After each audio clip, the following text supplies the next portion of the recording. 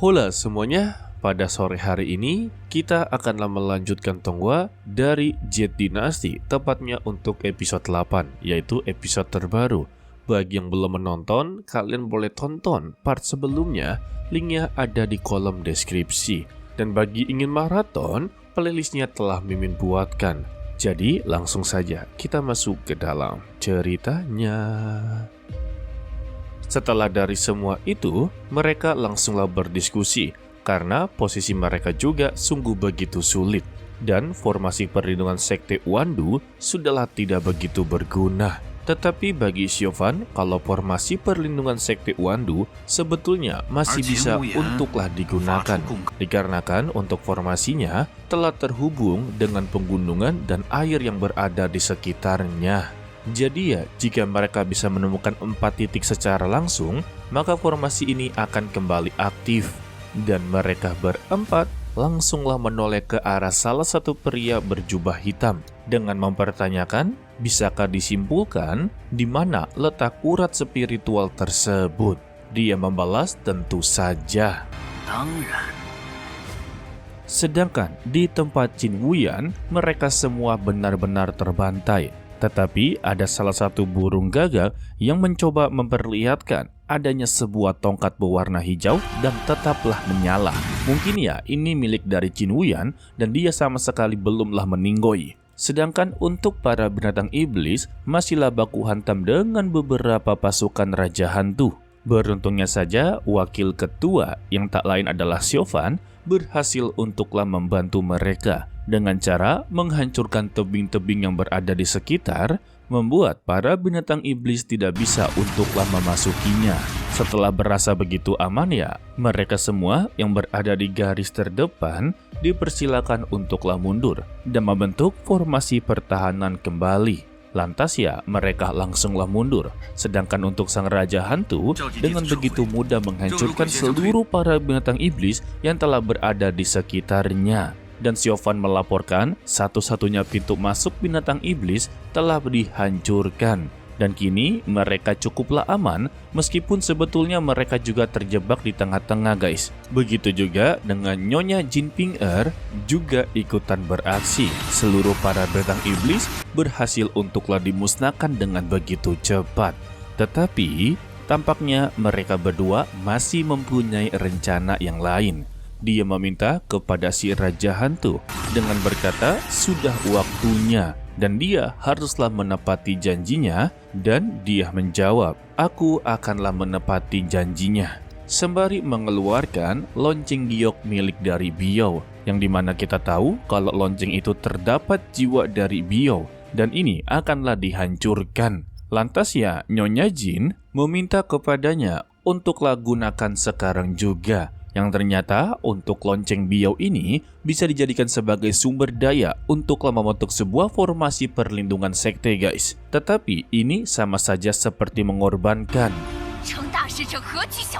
Xiaofan yang melihatnya sungguhlah tidak terima. Dia memegang tongkatnya dengan begitu keras sembari mengeluarkan aura yang begitu menakutkan. Hal ini membuat sang Raja Hantu semakinlah begitu ragu.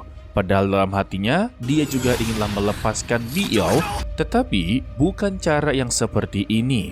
Dan dia melakukan semua ini karena terpaksa dengan kondisi. Alhasil, dia memutuskan untuklah melemparkan lonceng Biao yang membuat Xiaofan langsung mencoba untuklah mengambilnya. Tetapi dia langsunglah ditahan oleh Jinping Hal ini ya membuat Xiaofan sungguh begitu kesal kepadanya. Dengan memberikan sebuah peringatan, jika dia tidak mundur, maka dia tidak akan segan-segan untuklah menghabisi nyawanya.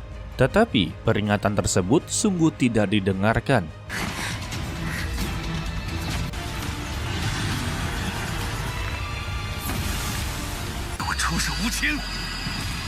Dan benar saja, lonceng tersebut menarik perhatian seluruh para binatang iblis. Xiaofan yang sungguhlah tidak terima menghabisi seluruh para binatang iblis yang sedanglah mengejar-ngejar lonceng tersebut. Tetapi lagi dan lagi, Nyonya Jin mencoba untuklah menahannya. Alhasil, Xiaofan haruslah melawan 2 orang sekaligus. Meskipun begitu, Xiaofan sama sekali tidaklah begitu gentar. Dirinya sungguh pantang menyerah. Meskipun dia sama sekali tidak mendapati lonceng tersebut. 这列斯，不宗者，少年可畏。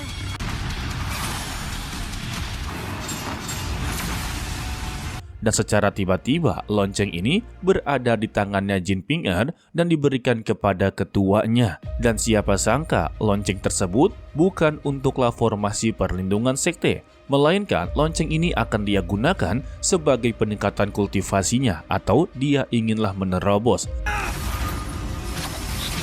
灵儿，我们走。 Dan ketika segelnya inginlah dibuka, secara tiba-tiba sang Raja Hantu tersenyum. Begitu juga dengan Jin Ping-er. Benar saja ada rencana di balik rencana guys. Lonceng yang diberikan kepadanya adalah lonceng palsu. Dan lonceng yang asli berada di tangannya Jin Ping-er. Hal ini ya membuat ketuanya langsunglah diselimuti oleh darah kebencian. Alhasil ya tangan kanannya langsunglah terluka parah. Entah ini terluka atau sebuah kutukan ya. Namun, dia berhasil untuklah melepaskan diri dan mempertanyakan sejak kapan dia mempunyai rencana seperti ini. Sang Raja Hantu hanya menjawab dia telah membuat rencana ini jauh-jauh hari. Bahkan sebelum mereka bertemu, dia telah merencanakan ini. Maka dari itulah dia bisa benar-benar percaya kepadanya. Hal ini membuat dirinya benar-benar tidak terima untuklah ditipu. Jika dia haruslah mati, maka semua orang yang berada di sini juga haruslah mati. Yang ternyata ya dia juga telah menyiapkan sebuah rencana yang begitu besar. Terlihatlah beberapa benang yang telah mengelilingi tubuh dari sang Raja Hantu. Ya, ini namanya 3 sekutu yang tidak bisa dipercaya satu sama lain. Masing-masing dari mereka sudah mempunyai rencana untuklah menghabisi ya. Sang Raja Hantu tahu betul jika dia bergerak sedikit pun, maka dirinya akanlah meninggal dunia. Karena untuk benang berwarna ungu ini bisa disebut sebagai rambut putih yang paling mematikan. Jadi anggapannya ya sang Raja Hantu sama sekali tidak bisa keluar dan haruslah menerima kematiannya. Sayangnya dia telah salah besar. Sang Raja Hantu sungguh tidak begitu takut karena dia masih memiliki beberapa tangan untuklah menghabisi nyawanya. Dan benar saja Jin Ping-er langsunglah mengunuskan belati tepat di belakangnya guys. Membuat dia bertanya-tanya kepada Jin Ping-er mengapa dia melakukan semua ini. Alasan dibalik Jin Ping-er melakukan ini karena dia inginlah memiliki hidupnya sendiri. Dan kita pun diperlihatkan masa lalu dari Jin Ping-er yang telah bertemu dengan nyonya besar, sebut saja seperti itu, yang dimana masa kecilnya Jin Ping-er memiliki keluarga yang begitu damai dan bahagia.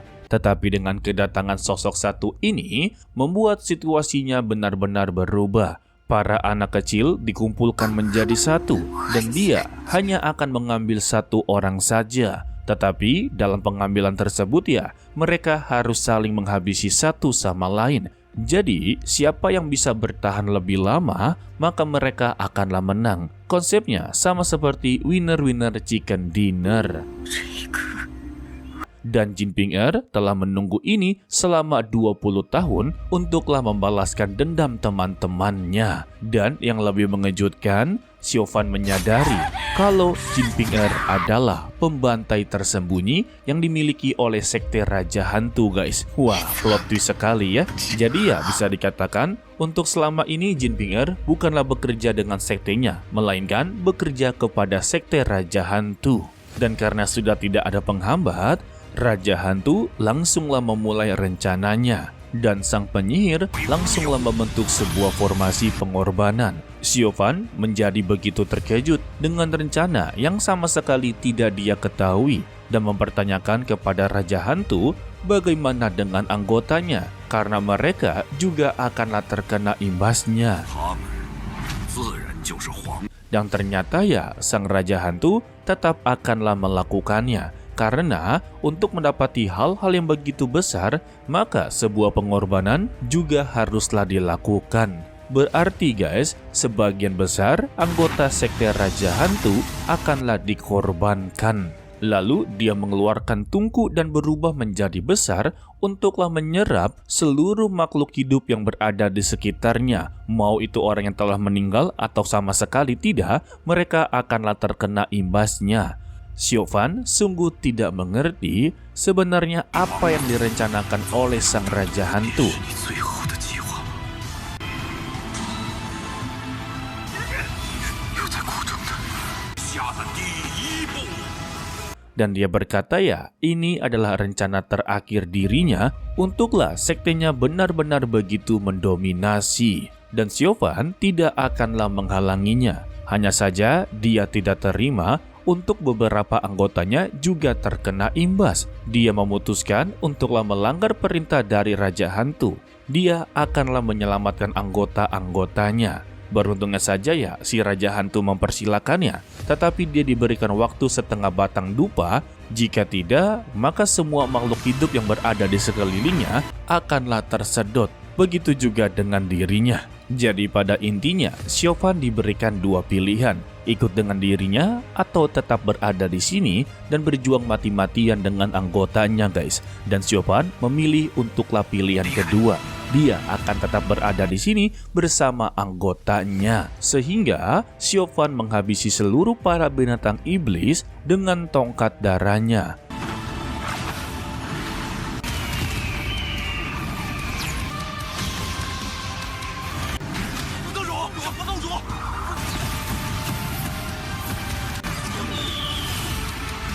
Namun sayangnya secara tiba-tiba dari kejauhan para binatang iblis telah berhasil memasuki tempat tersebut yang membuat Xiaofan dan lainnya hanya bisa melakukan formasi pertahanan. Sang penyihir mempertanyakan kepada Raja Hantu mengapa dia tidaklah membujuk wakil ketua sekte untuklah pergi bersama-sama. Raja Hantu ya hanya menjawabnya kalau Xiaofan mempunyai kehidupannya sendiri. Dia berhak untuklah menentukannya. Dan mereka pun pergi dari sana.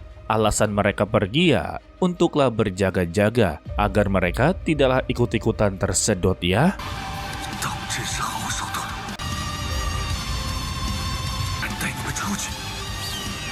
Lalu terlihatlah di atas langit sosok dari sang dewa binatang dengan berkata, bahkan ketika bencana melanda, mereka tetap tidak lupa untuklah menyerang satu sama lain, bahkan membuat rencana agarlah menguntungkan mereka sendiri. Dan hal ini sama seperti di masa lalu, dirinya telah tertipu dengan rencana para kultivator. Dan dia melihat ke arah Xiaofan dengan mempertanyakan, apakah dia juga memiliki niat untuklah melindungi masyarakat umum atau para manusia biasa. Kehadiran dari sang dewa binatang juga dirasakan oleh Xiaobai. Dia terkejut sembali berkata, apakah itu dia? Dan kita bersambung untuklah dilanjutkan part berikutnya, yaitu Rabu minggu depan ya guys. Untuk episode kali ini ya, sama seperti di episode sebelumnya, benar-benar plot twist sekali ya. Masih banyak rencana di balik rencana. Kita kagak tahu, ternyata untuk Jin Pinger bagian dari sekte Raja Hantu guys, gile. Namun yang lebih mengesankannya, yaitu Xiaofan. Dia telah menentukan jalannya sendiri, yaitu melindungi anggotanya dari berbagai masalah. Seharusnya ya, dia bisa untuklah meninggalkannya begitu saja, dan posisinya akanlah aman-aman saja jika mengikuti si Raja Hantu. Oke lah, sepertinya cukup sampai di sini saja dulu untuklah video kali ini. Mimin ucapkan terima kasih kepada kalian yang telah menonton sampai akhir. Pesan dari Mimin, tetaplah menjadi orang yang baik, walaupun itu sangatlah sulit. To be continue, sampai jumpa di video berikutnya. Bye-bye.